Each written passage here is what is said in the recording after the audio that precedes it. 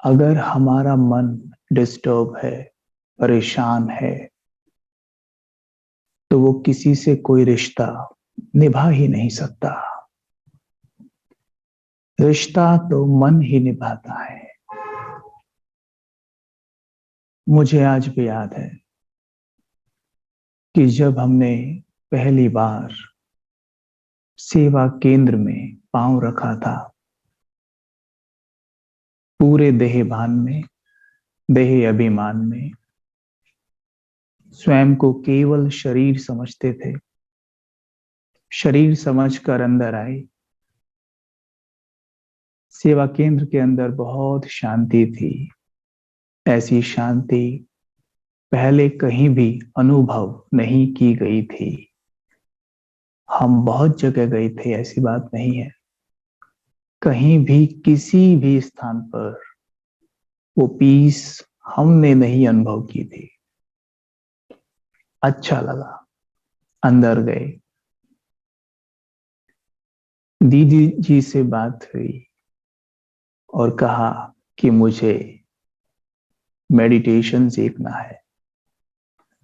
तो उन्होंने हमें अगले दिन बुलाया। हम बैठे। काफी उमंग उत्साह था कि कुछ नया सीखने को मिलेगा।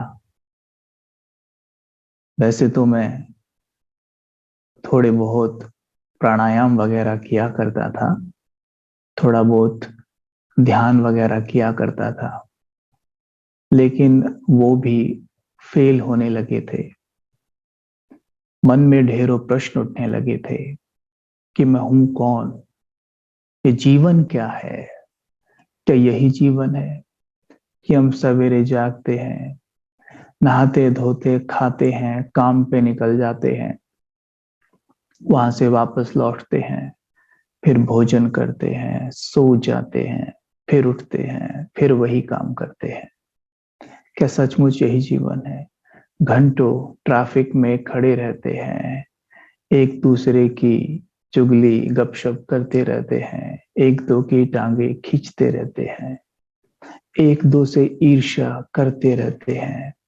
क्या जीवन यही है? ये सभी बातें मेरे मन में चल रही थी उन दिनों।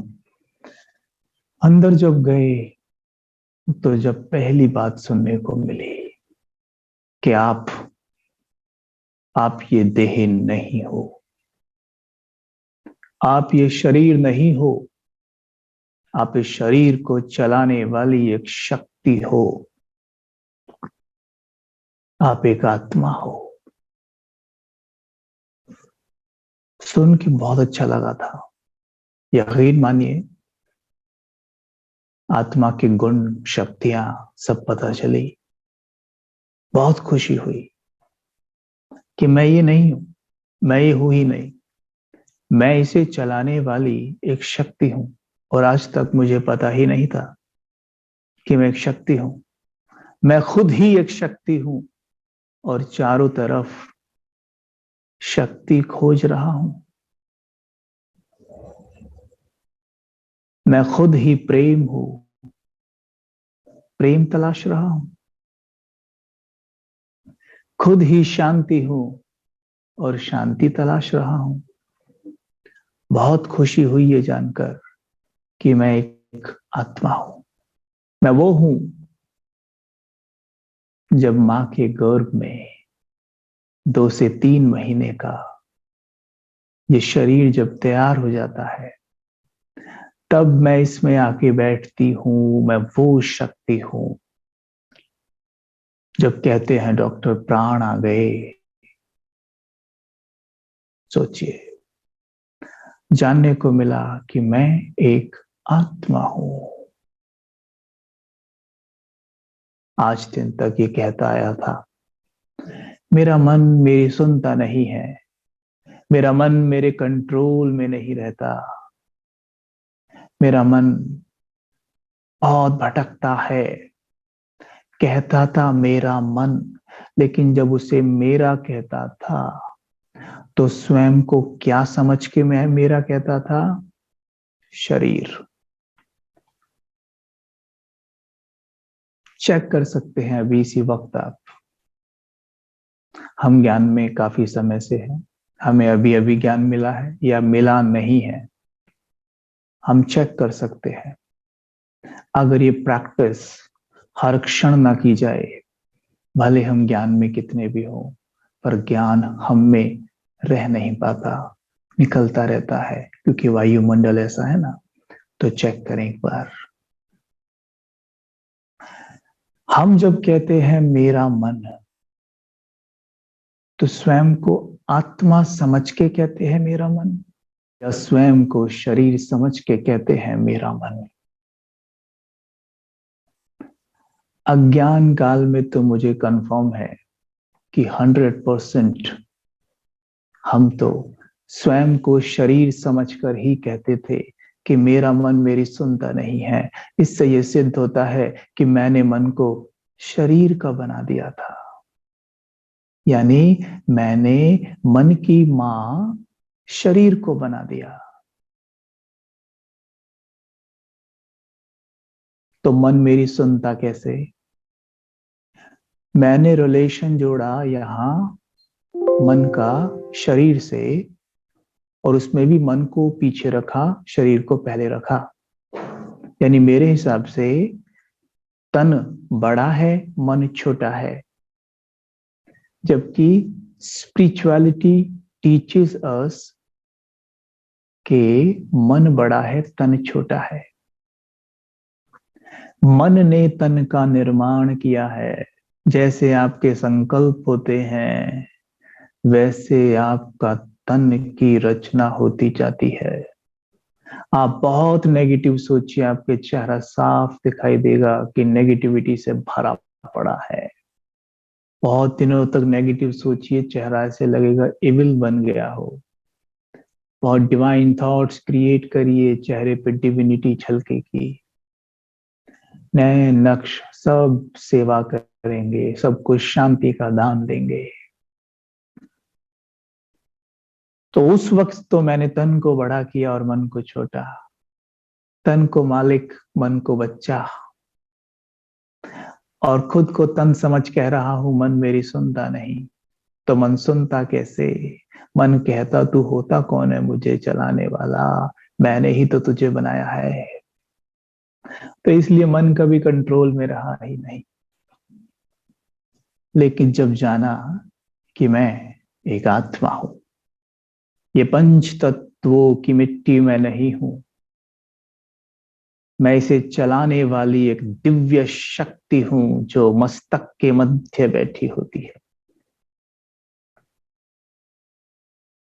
जैसे ड्राइवर गाड़ी की ड्राइविंग सीट पर बैठकर गाड़ी को चलाता है, वैसे मैं आत्मा रूपी ड्राइवर इस शरीर रूपी गाड़ी को चला रही हूं। मैं इस शरीर की मालिक हूं, मैं एक आत्मा हूं। तब ये जाना, और जाना कि मन आत्मा के अंदर है, यानी मन की मां है आत्मा। सी पूरा रिश्ता ही बदल गया। मन के साथ रिश्ता सुंदर जुड़ा कि मैं एक आत्मा हूं, मैं एक शक्ति हूं, और मन की मां कहो, मालिक कहो, जो कहना चाहे कह सकते हो। मैं मन की मां हूं, मन मेरा बच्चा है, और मैं स्वयं एक शक्ति हूं। पर शरीर शक्ति नहीं है, शरीर तो मिट्टी है। शरीर मन को कंट्रोल कैसे कर सकता है? आत्मा मन को कंट्रोल कर सकती है नहीं, 100% करेगी। जिस वक्त मस्तक के मध्य स्वयं को देखते हुए कहेंगे ना, हे मेरे मन तो अब शांत हो जा,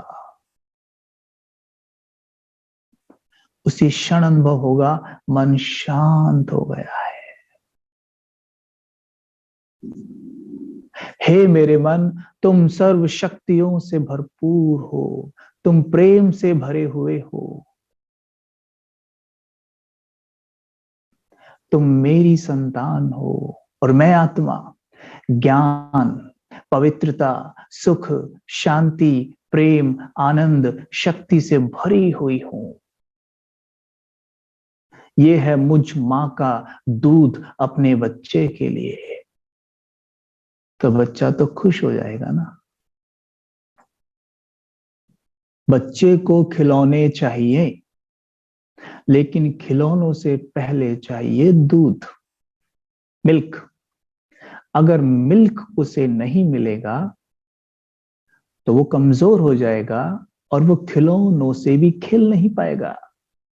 हमने उसकी मां बदल दी, हमने तन को उसकी मां बना दिया, जबकि उसकी मां है आत्मा।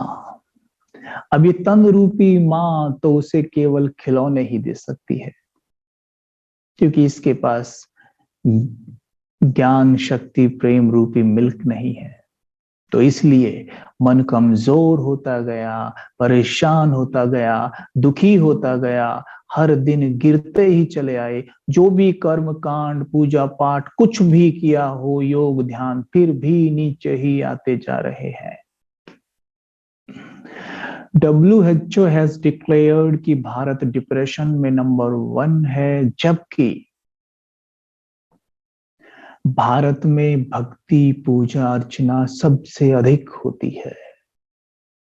इससे सिद्ध होता है कि जो हम भक्ति, पूजा अर्चना करते हैं, उसमें कहीं ना कहीं हमारे मन का कनेक्शन परमात्मा से सही नहीं जुटा हुआ है।